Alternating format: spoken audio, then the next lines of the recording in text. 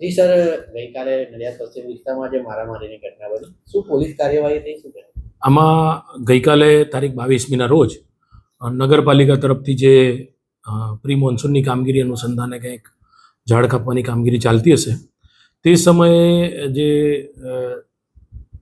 Kamini tenement જે છે તેમાં રહેતા એક કશ્યપભાઈ પ્રજાપતિ, પછી જીનલબેન પ્રજાપતિ અને કિશોરભાઈ વરિયા, આ ત્રણ જે ઈસમો છે તેની વિરુદ્ધમાં જયનગર સોસાયટીમાં રહેતા રૂપિત પિયુષભાઈ પટેલનાઓએ એક ફરિયાદ આપેલી છે.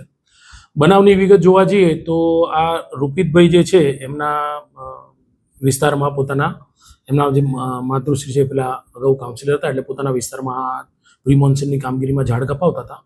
આ અનુસંધાને જે હાલના જે આરોપીઓ છે કશ્યપભાઈ અને એમના પરિવારજનોએ વાંધો લીધેલો અને આ આધારે તેમની વચ્ચે અંદર બોલાચાલી થયેલી.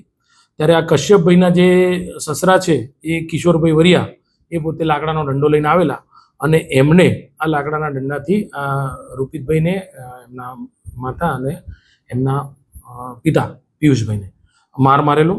જે અનુસંધાને પોલીસે વિગતવારની ફરિયાદ નોંધી લીધેલી છે. BNSની કલમ 115, 118(1), 54 અને 151(2), 351(2), 352 અન્વયે ફરિયાદ નોંધેલી છે. આ આધારે પોલીસે આ ગામના જે આરોપી છે કશ્યપભાઈ અને કિશોરભાઈ બેની અટકાયત પણ કરેલી છે. આ બાબતે જોવા જઈએ તો સામે પણ જીનલબેન કશ્યપભાઈ પ્રજાપતિના હોય પણ એક ફરિયાદ પોલીસ સ્ટેશનમાં આપેલી છે. પોલીસે આ ફરિયાદ પણ રજીસ્ટર કરીને એ અંગે પણ કાયદેસરની કાર્યવાહી હાથ ધરેલી છે.